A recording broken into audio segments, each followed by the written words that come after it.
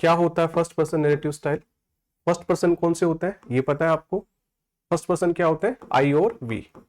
यानी कि यहाँ पे जो नोवेल का मुख्य कैरेक्टर है माया, वो अपनी कहानी खुद बताते हुए नजर आता है। डंकीज का जो है इस नोवेल के अंदर कहीं जिक्र नहीं हुआ है।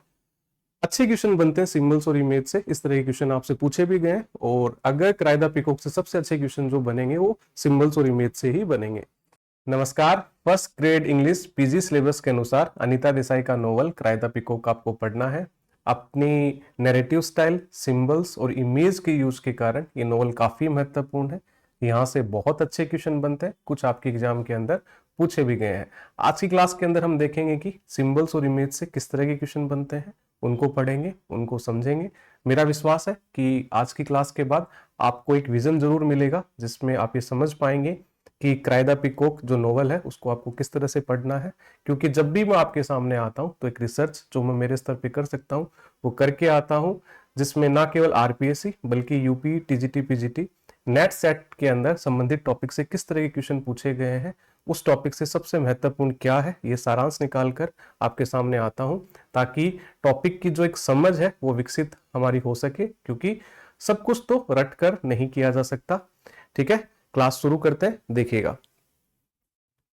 पहला क्वेश्चन जो क्राइदा पीकॉक की नैरेटिव स्टाइल है, जो क्राइदा पीकॉक को सबसे अलग करती है, उसी पे अपन पहला क्वेश्चन देखने वाले हैं। क्योंकि इसकी सबसे महत्वपूर्ण जो इस नॉवल के अंदर है वो इसकी नैरेटिव स्टाइल है।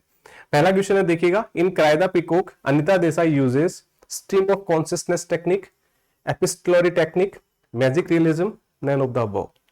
मुझे पता है कि आपको इस क्वेश्चन का जो आंसर है वो आता है, लेकिन स्ट्रीम ऑफ कॉन्शियसनेस होती क्या है वो देखिएगा।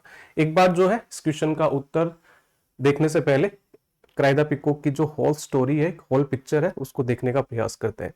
अनीता देसाई का नोवेल क्राइदा पीकॉक, अनीता देसाई ने इस नोवेल को 3 पार्ट के अंदर लिखा है। पार्ट 1, पार्ट 2 और पार्ट 3।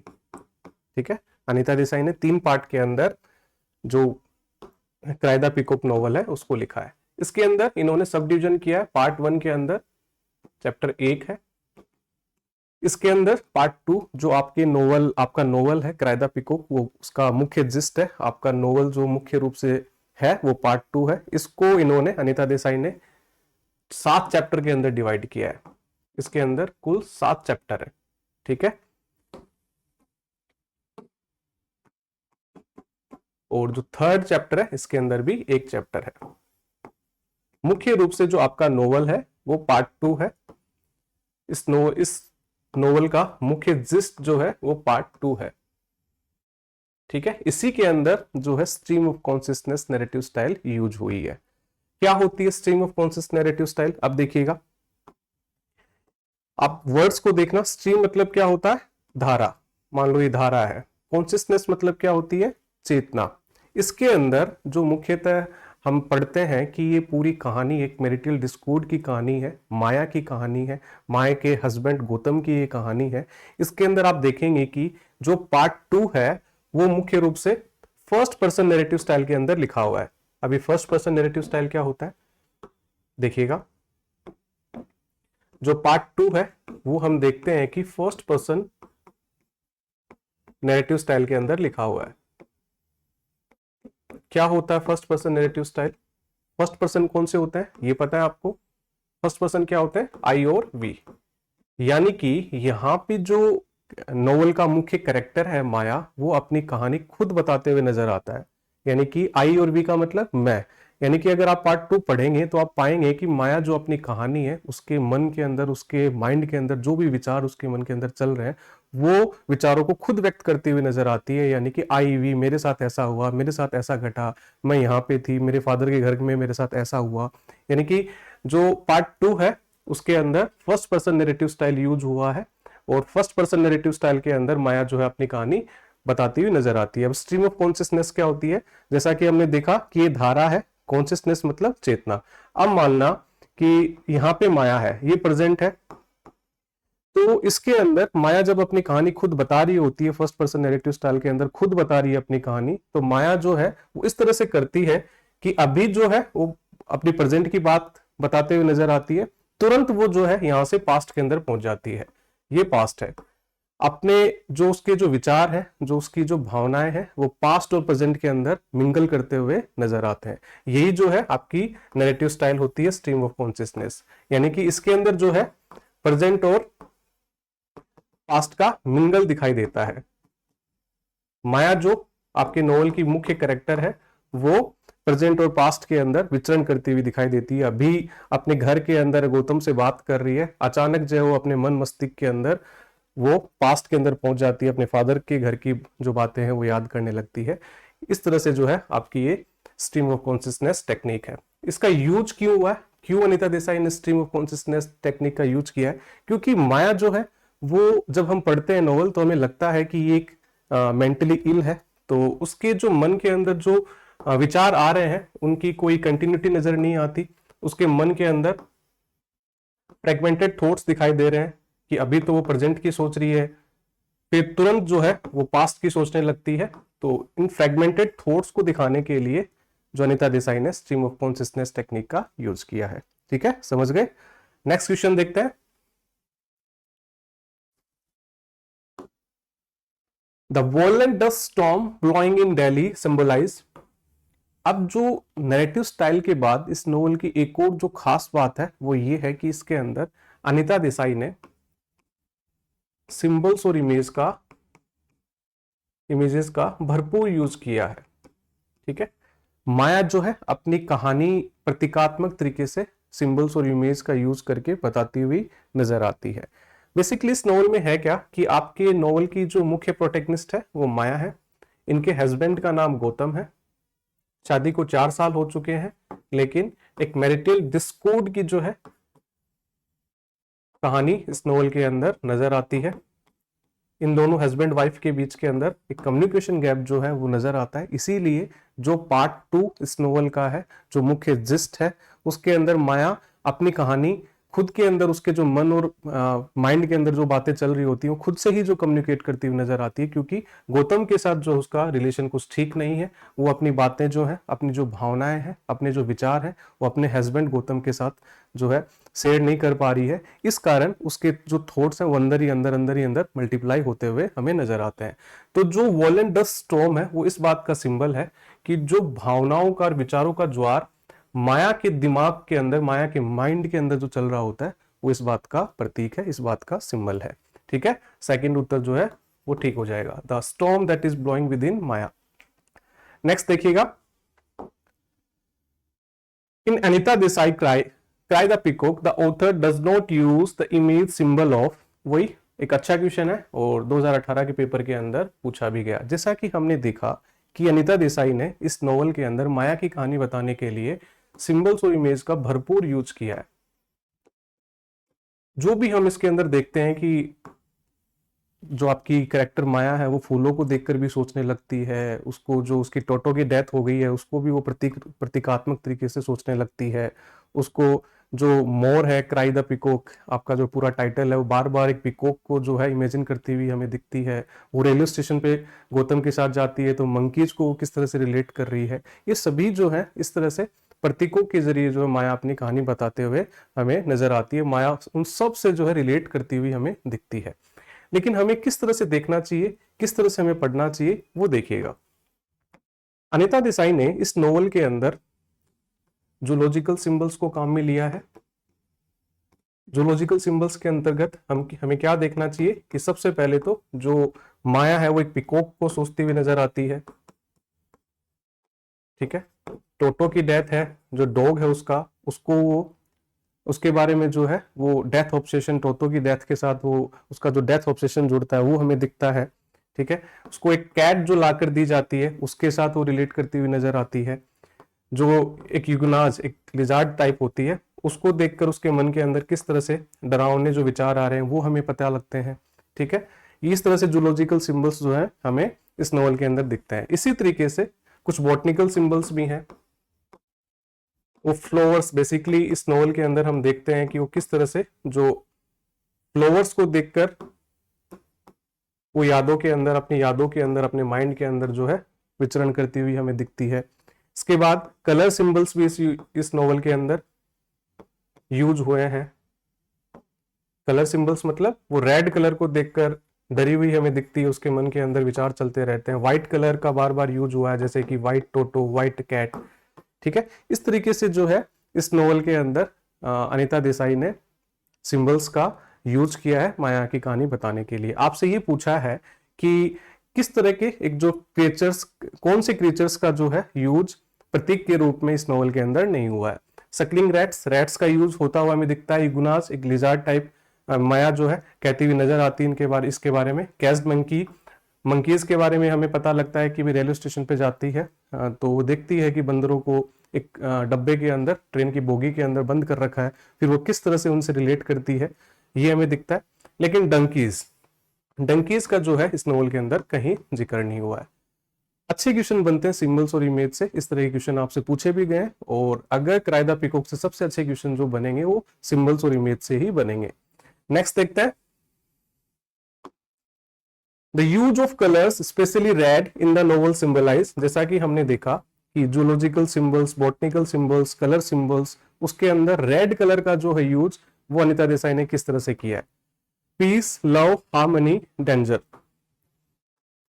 जब हम नोवेल पढ़ते हैं, जब नोवेल का टेक्स्ट हम पढ़ते हैं तो हम पाते हैं कि एक जगह काफी बार वो रेड कलर का यूज करती है, लेकिन रेड कलर को वो इस तरह से जो ठीक से जो है वो इस तरह से वर्णन करती हुई माया हमें नजर आती है कि माया बैठी हुई है और उसको आसपास की जो बाहर की जो लाइट है वो रेड कलर की दिखाई देने लगती है। वो ये कहती है कि रेड इसलिए हो रखी है क्योंकि ये मेरे खून से रंगी हुई है, और ये जो रोशनी है ये मेरी बालों जितनी पतली नसें जो हैं उनके अंदर बह रही है। बेसिकली जो रेड कलर वो इस बात का सिंबल है कि जो माया का लगातार जो फियर बना हुआ है, पेन बना हुआ है, और जो उसका डर है डेथ को लेकर, उस बात का जो प्रतीक रेड कलर हमें नजर आता है।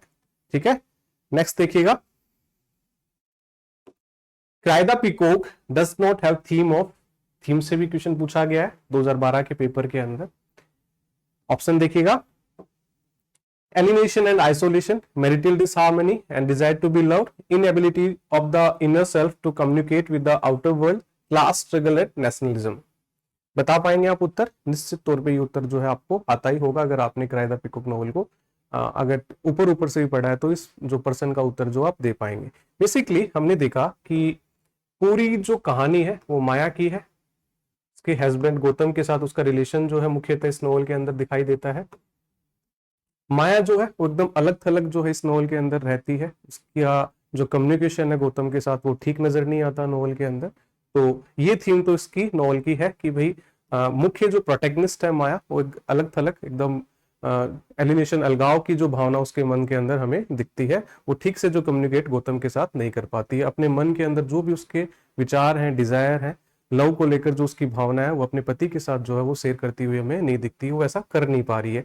Marital disharmony and desire to be love, हाँ, वैवाहिक कलह की मुख्यतः जो आपकी इस नोवेल की जो थीम है वो मैरिटल डिस्कॉर्ड की ही थीम है। ये भी ठीक हो जाएगा ऑप्शन। इसके बाद inability of the inner self to communicate with the outer world, Maya जो है वो एक न्यूरोटिक साइकी के रूप में हमें दिखाई दे रही है इस नोवेल के अंदर। वो जो उसके मन के अंदर जो विचार चल रहे हैं, भावनाएं चल रही हैं, जो भी उसके थॉट्स जो आ रहे हैं, वो उसके साथ उसके जो गौतम है या फिर आउटर वर्ल्ड के साथ जो है वो कम्युनिकेट नहीं कर पा रही है, वो हमें यहाँ पे संघर्ष करती हुई दिखती है। ये भी जो है ठीक हो जाएगा। क्लास स्ट्रगल एंड नेशनलिज्म, इस तरह की जो थीम है इस नोवेल के अंदर नहीं दिखती। राष्ट्रवाद जैसी तो कोई बात इस नोवेल के अंदर नजर नहीं आती। फोर्थ ऑप्शन ठीक हो जाएगा। नेक्स्ट देखिएगा, विच इज नॉट ट्रू। ये भी एक बहुत अच्छा क्वेश्चन है कि अगर आप नोवेल के टेक्स्ट को, ओरिजिनल टेक्स्ट को ठीक से पढ़ेंगे तभी जो है आप इस तरह के क्वेश्चनों का जो उत्तर दे पाएंगे। देखिएगा, the last section of the novel is set in Lucknow, पहला ऑप्शन है। जब हम नोवेल देखते हैं, जैसा कि शुरुआत के अंदर हमने देखा कि पूरा जो नोवेल है वो 3 पार्ट के अंदर डिवाइड है, पार्ट 1, पार्ट 2 और पार्ट 3। पूरी जो नोवेल की कहानी है वो दिल्ली और लखनऊ के अंदर होती हुई हमें नजर आती है। लखनऊ जो है माया के फादर का हाउस है, और जो उसके हस्बैंड है गौतम, उनका घर जो है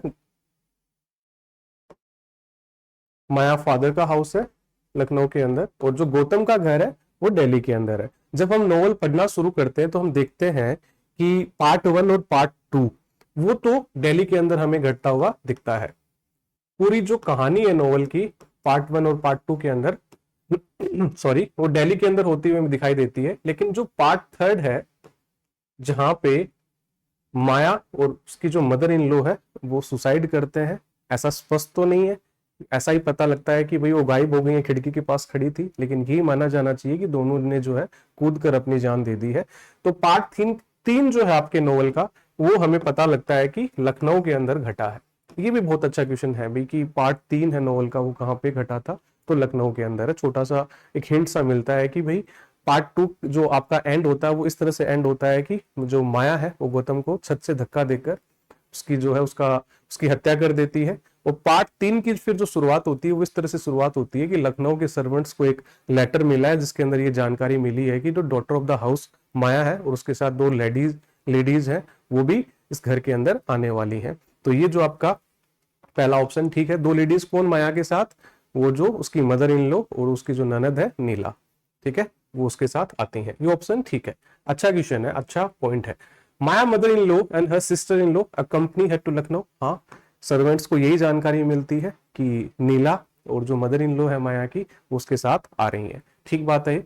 Maya and her mother in law commit suicide in Delhi, ये ठीक नहीं है।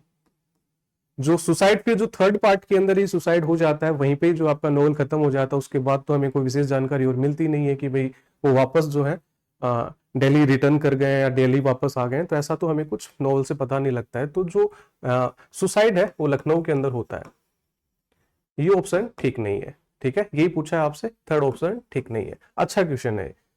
नेक्स्ट देखिएगा, Why did Gautama mother Anila go back to Calcutta, which is not true? अब जब हम नॉवल पढ़ते हैं तो नॉवल के पार्ट 2 के अंदर ऐसा होता है कि गौतम और माया रेलवे स्टेशन जाते हैं। क्यों जाते हैं? क्योंकि गौतम की मदर और जो गौतम की बहन है नीला उनको रिसीव करने, ठीक है। उसके बाद जो है माया इनकी दोनों की कंपनी है वो पसंद करती हुई नजर आती है, वो इनके साथ जो है कंफर्टेबल नजर आती है। और फिर जब उसको एक टाइम बाद ये सूचना मिलती है कि वे दोनों जो है रिटर्न जाने वाली हैं, तो फिर जो है वो फिर से दुखी हमें माया दिखती है। ऑप्शन पढ़ते हैं, क्या पूछा हमसे, the mother had to attend to her pending work. ये पूछा है कि जो गौतम की मदर है और उसकी जो बहन है वो वापस क्यों चले गए थे कैलकाटा, दिल्ली वो आए थे एक बार। तो हमें नोवेल जब हम पढ़ते हैं तो हमें पता लगता है कि जो गौतम की मदर है वो एक ऑर्फन हाउस रन करती है, इस कारण उनको वापस जाना पड़ा, ठीक है। सेकंड ऑप्शन ये ठीक है, पहला option. Neela had to look after her 3 daughters whom she had left। जब हम नॉवल पढ़ते हैं तो हमें पता लगता है कि जो माया, नीला और मदर इन लॉ है वो शॉपिंग करने जाते हैं, तो वहां पे एक जिक्र आता है। नीला ये कहती है कि भाई अभी मुझे जो 3 बेटियों के लिए अभी गिफ्ट लेना हुआ बाकी है। तो जो नीला जो आई थी वहां पे दिल्ली के अंदर गौतम के घर के अंदर अपने भाई के घर के अंदर, तो वो तीनों बेटियों को साथ लेकर नहीं आई थी। तीनों बेटियों का नाम भी बताया गया था, कुमकुम, टुक टुक और एक लड़की का नाम और है वो भी ध्यान नहीं आ रहा है। तीनों बेटियों का नाम जो है, नीला के बेटियों का नाम भी वहां पे नीला ने बताया था कि भाई उन तीनों के लिए जो अभी गिफ्ट लेना बाकी है, थोड़ी देर बाद जो है घर चलेंगे, इस तरह का जिक्र आता है, ये भी ठीक बात है। They had to take up the divorce issue to the court by themselves. जब नीला दिल्ली आती है तो नोवेल के अंदर इस बात का जिक्र आता है कि जो नीला का डिवोर्स केस चल रहा है वो इससे संबंधित अपने भाई गौतम के साथ भी शेयर करती है, लेकिन गौतम जो है बड़ा र्यूडली इसको मना कर देता है, ये कहते हुए कि वो एक नीम के नीचे 2 रुपए वाला जो है वो वकील नहीं है। फिर नीला है वो डिसाइड करती है कि वो खुद से ही इस केस को देखेगी और दूसरा जो लॉयर है वो हायर कर लेगी, ठीक है। All the above are true, आपसे यही पूछा है कि विच इज नॉट ट्रू, तो सारे ऑप्शन ठीक है। इस तरह भी डिटेल से अच्छे क्वेश्चन बनते हैं, और इस तरह के क्वेश्चन जो स्टूडेंट है वो तभी कर पाएगा जब वो नोवेल के टेक्स्ट को, ओरिजिनल टेक्स्ट को ठीक से पढ़ेगा। नेक्स्ट देखते हैं, in cry the peacock the description he is like a silver oak himself with his fine silver white hair brushed smoothly across his bronze scarf reflects Maya। ये 2022 के paper के अंदर पूछा गया। अब आप समझ पा रहे होंगे कि टेक्स्ट से क्वेश्चन जो है वो पूछे जाते हैं, 2022 के पेपर के अंदर पूछा गया। इस तरह के जो क्वेश्चन है आप तभी कर पाएंगे जब नोवेल के टेक्स्ट को आप ठीक से पढ़ेंगे, चैप्टर वाइज, पार्ट वाइज, मुख्यतः कौन सी घटना जो घट रही है वो आपको याद होगा, तभी जो आप क्वेश्चन कर पाएंगे। ये जो बात है, ये जो कथन है माया ने कही थी पार्ट 2 नोवेल का। इसके अंदर चैप्टर 2 के अंदर इस तरह का जो कथन है माया कहती हुई नजर आती है। बेसिकली माया अपने फादर के बारे में बता रही है। नोवेल जब हम पढ़ते हैं तो हमें पता लगता है कि माया को बचपन से विशेष स्नेह प्रेम जो है मिला हुआ होता है अपने फादर से, और फिर वो इस इलेक्ट्रा कॉम्प्लेक्स से, इस स्नेह से जो है बड़े होने के बाद भी वो निकलती हुई हमें नहीं दिखती है। और उसके जितने भी कारण है उसके एंजाइटी डिप्रेशन के, उसके अंदर एक कारण ये भी है कि फिर इसी तरह का जो स्नेह है वो सभी से चाह रही होती है, सभी से उम्मीद कर रही होती है। और मेनली गौतम से जब फिर उसको इस तरह का स्नेह जो वापस नहीं मिलता है तो फिर जो है उसका डिप्रेशन एंजाइटी हमें दिखता है। ठीक है, ये जो बात है, ये जो कथन है, ये माया ने अपने फादर के लिए कहा है। वो ये कहना चाह रही है इस बात से, सिल्वर ओक एक पेड़ है उससे उनकी तुलना कर रही है, और जो उनके फादर के सर के ऊपर जो सफेद बाल, उनकी वो चांदी से जो है तुलना कर रही है। ये बात क्या है, क्या दिखा रहा है, माया का किस तरह का नेचर जो है इस कथन से दिख रहा है, वो फादर फिक्सेशन।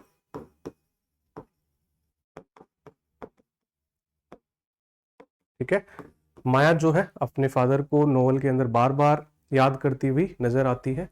इलेक्ट्रा कॉम्प्लेक्स बार बार जो है माया का नोवेल के अंदर हमें दिखाई देता है। ठीक है, नेक्स्ट क्वेश्चन देखते हैं। The novel cry the peacock is about practical independent Maya, socially strong Maya, successfully balanced Maya, psychological neurotic Maya. Anita Desai ने क्राई द पीकॉक के अंदर उनका जो मुख्य प्रोटैगनिस्ट है माया, उनको जो है माया को जो है एक न्यूरोटिक साइकी के रूप में दिखाया है। क्या होता है न्यूरोटिक साइकी? किस तरह की जो है एक मेंटल इलनेस है। इस तरह की समस्या से ग्रसित जो लोग होते हैं उनके अंदर एक टेंडेंसी पाई जाती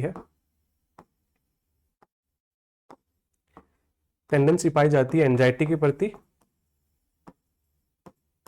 डिप्रेशन को लेकर, negative thoughts,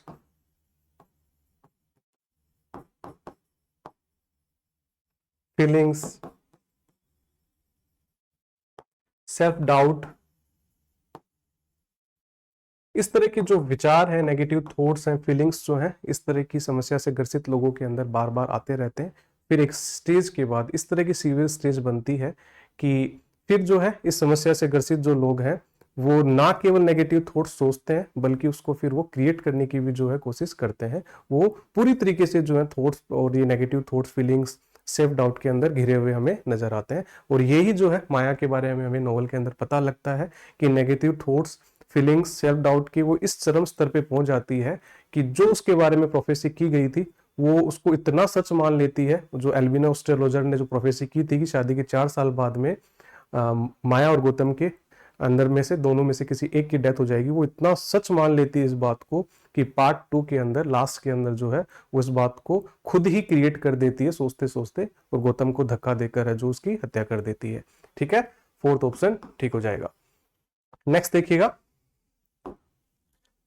which of the following characters in Cry the Peacock disdain to discuss astrology and palm mystery as puerile subject? puerile मतलब तुच्छ, सॉरी,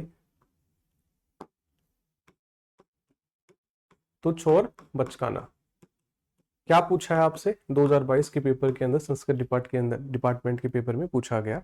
ये भी एक अच्छा क्वेश्चन जो है। पार्ट 2 जब हम नोवेल पढ़ते हैं, पार्ट 2 के चैप्टर 3 में इस तरह की जो घटना हमें नोवेल के अंदर घटती हुई दिखती है कि जो गौतम है वो माया को, उसके दोस्त जो है मिसेस लाल एंड मिस्टर लाल, किसके दोस्त हैं? गौतम। उन्होंने एक पार्टी ऑर्गेनाइज की है, वहां पे माया को जो है वो लेकर जाता है। वहां पे बातचीत के क्रम के अंदर ये पता लगता है कि कोई प्रिम लेडी है, प्रिम लेडी मतलब थोड़ी ऐसे चबी टाइप, उनके हस्बैंड है वहां पे कोई जिनका नाम है हरबंस सिंह। वो पार्टी के अंदर इस तरह की चर्चा करते हैं कि भाई इनको जो है एस्ट्रोलॉजी का ज्ञान है, और इन्होंने जो गौतम के बारे में इस तरह की भविष्यवाणी की थी कि ये बीए एग्जामिनेशन के अंदर जो है टॉप करेगा और एक अच्छा वकील बनेगा। तो फिर इस तरह की जो बातें सुनकर वहां पे जो माया होती है वो रिलेट कर जाती है, क्योंकि माया के बचपन के अंदर इस तरह की भविष्यवाणी की गई थी। एक एल्बिनो एस्ट्रोलॉजर ने उसके बारे में भविष्यवाणी की थी कि इसकी शादी के 4 साल बाद में इसकी या इसके पति की, दोनों में से एक की जो है डेथ हो जाएगी। फिर वो है इनसे जो वहां पे फेट, भाग्य जैसे वर्ड, एस्ट्रोलॉजी जैसे वर्ड है वो सुनती है। तब जो है इस तरह की बात माया कहती हुई हमें नजर आती है कि भाई मेरे घर के अंदर, मेरे फादर के घर के अंदर तो इस तरह की जो बातें हैं उनको जो लेकर है बैन है। मेरे फादर ने तो जो एस्ट्रोलॉजियां हैं, जो भी मेरे बारे में भविष्यवाणी की गई थी, उनको तो आग के हवाले कर दिया है। और यही आपसे पूछा है कि भाई किसको मना किया गया था, किसके घर के अंदर जो है इस तरह के जो वर्ड्स हैं एस्ट्रोलॉजी जैसे, या पामस्ट्री, पामस्ट्री मतलब जो हाथ वाथ देख के जो भविष्य बताते हैं, हाथ देखने वाला जो विज्ञान होता है उसको कहते हैं। ये प्यूराइल सब्जेक्ट है, तुच्छ है, बचकाना है, तो उसका जो उत्तर हो जाएगा वो माया है। पार्ट 2 चैप्टर 3 के अंदर इस तरह की जो बात है वो आती है। नेक्स्ट देखना, Gautama married Maya because he liked and loved her, because he was double her age, ये ठीक बात है। Because he was her father protege, ये भी ठीक है। Because Maya was her best friend, ये नहीं है। अब नॉवल के अंदर हम जब पढ़ते हैं तो हमें पता लगता है कि भाई माया और गौतम की जो है बिल्कुल नहीं बन रही है, मैरिटल डिस्प्यूट की जो है ये कहानी है। तो इसके अंदर हम देखते हैं कि जो गौतम है, सॉरी, गौतम जो है वो बार बार जो है वो माया को इस बात का ताना देता है, उसको सुनाते हुए कहता है कि भाई जो तुम्हें जो बिगाड़ा है वो तुम्हारे फादर ने बिगाड़ा है, तुम्हारा जो फादर फिक्सेशन है उसके कारण जो है तुम्हारी ये मेंटल स्टेट हो रखी है। इस तरह के जो ताने हैं, इस तरह की बातें वो सुनाता हुआ हमें नॉवल के अंदर दिखता है। जब हम पढ़ते हैं तो हमें पता लगता है कि गौतम और माया, इनके बीच के अंदर नहीं बनने का, जो इनके बीच के अंदर कम्युनिकेशन गैप बना हुआ है, उसका एक कारण ये भी है कि जो गौतम है वो ऑलमोस्ट जो है इसकी एज का, माया की एज का डबल एज है, इससे दुगनी उम्र का जो है वो गौतम है। उसका कारण ये है कि गौतम है पेशे से वकील है, प्रोफेशन जो है उसका वो लॉयर है। और हमें पता लगता है कि जो माया के फादर है उनका नाम है, कोई विशेष नाम तो नहीं बताया गया, बस राय साहब के नाम से उनकी चर्चा होती हुई हमें नॉवल के अंदर दिखती है। ये भी पेशे से वकील होते हैं। और कहीं ना कहीं जो राय साहब का प्रोटीज के रूप में गौतम ने बचपन के अंदर या अपनी पढ़ाई के दौरान जो है काम किया हुआ होता है, कहीं ना कहीं राय साहब ने गौतम की जो है पढ़ाई के दौरान या उसके प्रोफेशन के दौरान जो है मदद की हुई हमें दिखती है। तो जो फादर का गौतम है वो प्रोटीज दिखता है, प्रोटीज मतलब आश्रित मान लो, या फिर इस तरह से समझा जाना चाहिए कि राय साहब ने गौतम की उसकी पढ़ाई के दौरान या उसके पेशे के दौरान मदद की है। और इसी कारण जो है राय साहब ये जानते हुए भी कि भाई गौतम जो है माया से डबल एज का है और उसकी शादी जो है गौतम के साथ करा देता है, इस बात को जानते हुए भी कि माया जो है वो काफी छोटी है गौतम के साथ। ठीक है, तीसरा ऑप्शन ठीक हो जाएगा, Maya he was her father protege. 12वां क्वेश्चन देखना, pets might not mean anything to you and yet they mean the world to me. Of the following choose the speaker of the above quote from Cry the Peacock। 2022 का Sanskrit department का जो paper हुआ था उसके अंदर ये question पूछा गया। आपको फिर से संकेत मिल रहा है कि आपको टेक्स्ट को, नोवेल के ओरिजिनल टेक्स्ट को जो है पढ़ना चाहिए। ठीक है, इस तरह का कथन किसने कहा था? जब अपन नोवेल पढ़ते हैं तो हमें पता लगता है कि पार्ट 2 चैप्टर 1 के अंदर इस तरह का जो कथन है माया कहती हुई हमें दिखती है। जब हम नोवेल को शुरुआती हिस्से से पढ़ते हैं, पार्ट 1 ही जब हम पढ़ते हैं तो हमें पता लगता है कि जो नोवेल की शुरुआत ही टोटो की डेथ से हुई है। टोटो कौन है? माया का पेट डॉग। इसकी डेथ हमें दिखाई देती है कि माया जो है, इसकी जो डेड बॉडी है जो डॉग की, कुत्ते की, वो पड़ी हुई है। उसको देखकर माया काफी दुखी, हताश नजर आती है। फिर जो होता क्या है कि गौतम अपने काम से लौट कर आता है और वो बिना अपनी पत्नी को सांत्वना दिए हुए पीडब्ल्यूडी को फोन करता है, और जो पीडब्ल्यूडी वाले हैं वो कुत्ते को लेकर चले जाते हैं। कुल मिलाकर जो है गौतम जो है पूरी तरीके से रेशनल नजर आता है, पूरी तरीके से तार्किक नजर आता है। अपनी जो पत्नी उसकी जो है माया, उसकी हालत देख जो हो रखी है उसको सांत्वना नहीं देता है। और इसको देखकर, इस तरह की घटना को देखकर, इस तरह के विचारों को देखकर पूरी तरीके से जो रेशनल हो रखा है गौतम, उसको देखकर माया इस तरह का कथन कहती हुई नजर आती है कि वो जो पालतू कुत्ते हैं वो हो सकता है तुम्हारे लिए कोई मायने ना रखते हो, लेकिन वो मेरे लिए काफी अहम है। ये किसने कहा था? माया ने कहा था। ठीक है, नेक्स्ट देखिएगा, Who of the following slept all day, worked all night? Maya, Neela, Om, Mrs लाल। अब फिर से अच्छा क्वेश्चन पूछा गया है कि टेक्स्ट की जानकारी होना चाहिए, कैरेक्टर्स की जानकारी होना चाहिए, तभी जो है आप उत्तर दे पाएंगे। इस नोवेल के अंदर कोई विशेष जो है ज्यादा कैरेक्टर्स नहीं है। हमने देखा कि मुख्यतः मुख्य प्रोटैगनिस्ट आपका नोवेल का है वो माया है, उसके हस्बैंड का नाम गौतम है, माया के जो फादर है उनका नाम राय साहब है, ठीक है। गौतम की मदर इन लॉ, उनका नाम जो है नॉवल के अंदर नहीं बताया गया, सॉरी, गौतम की मदर और माया की मदर इन लॉ, इनका नाम नहीं बताया गया, जिक्र होता है। और गौतम की बहन एक, उनका नाम नीला बताया गया है, उनका जिक्र होता है। और जो दो मुख्य कैरेक्टर्स और हैं जिनका जिक्र होता है वो है माया की दो दोस्त हैं, एक का नाम है लीला और एक का नाम है पॉम। ठीक है, इतने ही मुख्यतः कैरेक्टर्स हमें इस नोवेल के अंदर दिखते हैं। बीच के अंदर दो कैरेक्टर्स का और जिक्र होता है, तो गौतम के जो फ्रेंड्स हैं मिस्टर लाल और मिसेज लाल, दो कैरेक्टर्स का और जिक्र होता है जहां पे पार्टी के अंदर नोवेल के अंदर जाते हैं। तो इस तरह की जो बात है कि भाई कौन जो है रात को काम करता है दिन के अंदर, सॉरी, रात को काम करता है दिन में सोता है, तो इस तरह की जो बात है वो नीला के बारे में बताई जाती है। नीला कौन है? गौतम की जो बहन है। इनका जो है डिवोर्स केस चल रहा होता है और ये तीनों बच्चियों की जो देखभाल वो खुद से कर रही होती है, और इनके बारे में हल्का सा जिक्र होता है कि जो नीला है वो दिन के अंदर जो सोती है और रात को काम करती है। सेकेंड ऑप्शन ठीक हो जाएगा। नेक्स्ट देखिएगा, how does the rain function symbolically in the novel. एक और अच्छा क्वेश्चन सिंबल से पूछा गया है कि जो रेन है, जो बारिश हुई थी नोवेल के अंदर, उसका वो किस बात का प्रतीक है। हम देखते हैं कि माया जो है पूरे नोवेल के अंदर पार्ट 2 के अंदर इस तरह से दिखाई देती है कि नेगेटिव थॉट्स फीलिंग्स से वो घिरी हुई दिखती है। वो ठीक से कम्युनिकेट नहीं कर पा रही है, अपने विचारों को शेयर नहीं कर पा रही है अपने हस्बैंड गौतम के साथ। तो नोवेल जब हम पढ़ते हैं तो बीच बीच के अंदर हमें पता लगता है कि ऐसा नहीं है कि माया जो है वो पूरी तरीके से एंजाइटी डिप्रेशन के अंदर एक ही मेंटल स्टेट के अंदर हमें नोवेल के अंदर दिखाई देती हो, ऐसा नहीं है। बीच बीच के अंदर ऐसा लगता है कि माया ठीक फील कर रही है। पहली बार जब जो गौतम की मदर और गौतम की बहन जब आती हैं तब हम नोवेल पढ़ते तो हमें पता लगता है कि इनकी कंपनी को जो है माया पसंद कर रही है, इनके साथ वो ठीक फील करती हुई हमें दिखती है।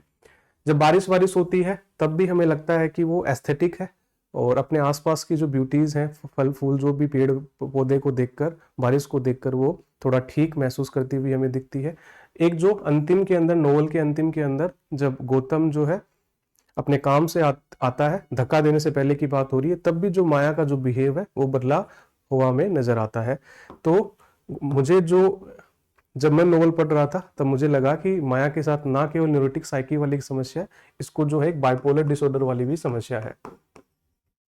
ये बाइपोलर डिसऑर्डर क्या होता है कि कभी तो वो अच्छा फील कर रही है, कभी वो लो फील कर रही है, कभी अच्छा फील कर रही है, कभी लो फील कर रही है।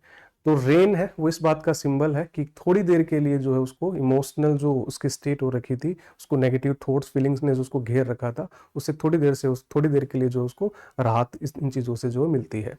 ठीक है, इट सिंबलाइज माया इमोशनल रिलीज। ये पहला ही ऑप्शन ठीक हो जाएगा कि कुछ देर के लिए जो उसकी तनाव वाली एंजाइटी वाली स्टेट हो रखी है वो इस रेन से इस बात का सिंबल है कि उसको थोड़ी देर के लिए राहत मिली है। ठीक है, नेक्स्ट देखिएगा, विच literary device is prominently used, cry the peacock. अभी तक हम यही पढ़ रहे हैं कि क्राई द पीकॉक नोवेल की सबसे विशेष जो बात है वो यही है कि इसके अंदर सिंबल्स और इमेज के जरिए अनीता देसाई ने अपने मुख्य प्रोटैगनिस्ट माया की कहानी बताने के लिए यूज किया है। ठीक है, नेक्स्ट देखिएगा, what is the significance of the title cry the peacock. अब इस तरह का जो टाइटल है वो अनीता देसाई ने क्यों यूज किया, क्यों काम में लिया, क्या सिग्निफिकेंस है, ये आपसे पूछा है। ऑप्शन देखिएगा, it represents Maya cry for help and understanding, it symbolizes Maya desire for beauty and freedom, it reflects Maya fascination with nature and birds, it suggests Maya identification with the peacock vulnerability। क्या ठीक हो जाएगा भाई? जैसा कि हमने देखा novel के अंदर कि अनीता देसाई ने माया की कहानी बताने के लिए सिंबल्स और इमेज का जो है वो यूज किया है। उसके अंदर मुख्यतः जूलॉजिकल सिंबल्स के अंदर जो तरह तरह के क्रिएचर्स को वो प्रतीक के रूप में जो काम में ले रही हैं, जिसके अंदर रैट, कैट, स्नेक, टोटो की जो डेथ है, डॉग है, ठीक है, मंकीज हैं। उसके अंदर हम देखेंगे कि पिकॉक को जो है माया बार बार इमेजिन करती हुई, पिकॉक का बार बार वर्णन करती हुई हमें दिखती है। एक हिस्से के अंदर माया इस तरह से बता रही है कि बारिश का मौसम है और जो पिकॉक है वो साउंड कर रहे हैं, पिकॉक जो है वो आवाज कर रहे हैं, अपनी जो स्पेशल साउंड पिकॉक की, मोर की होती है, पिया पिया करके। और इस तरह से माया बता रही है कि पिकॉक जो है एक दर्द भरी चित्कार के अंदर अपनी पार्टनर पिहन को जो है पुकार रहा है।